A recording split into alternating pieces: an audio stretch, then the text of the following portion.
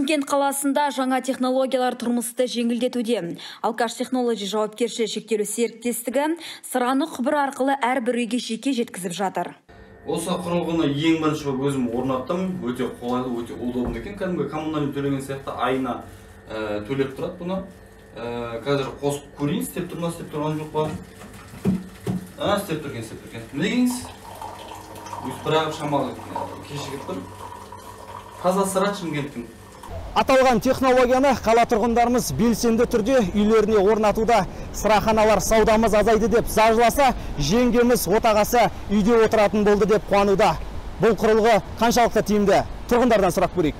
Негізі қазір халықты бүйтіп қарасаң, бәрінде көп жағдай жоқ.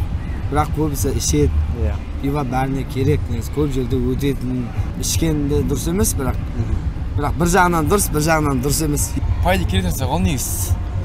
Шымкентке бізде Шымкент пиво бар дегенде еще. Тиімді бізде Шымкенттің адамдар көп ішеді дегенде тема. Жастар ішеді оны, көп бізде ішеді адамдар оны. Өзінің үйінде ақша ұтпайсың оған, бар 1000 теңге пиво сатып алғанша, үйіңде отырып кайф шересің. Сыра құрылғысын орнататын компания Шымкент қаласын толық қамтығаннан кейін Қызылордаға орнатуды жоспарлап отыр. Естеріңізге саламыз, алкогольді сусындар денсаулыққа зиян. Балаларымызды ішімдіктен алшақ ұстау біздің міндетіміз. Макс Абдиев, Ислам Нұрмағанбетов, Баян Қали, ПТК арнасы.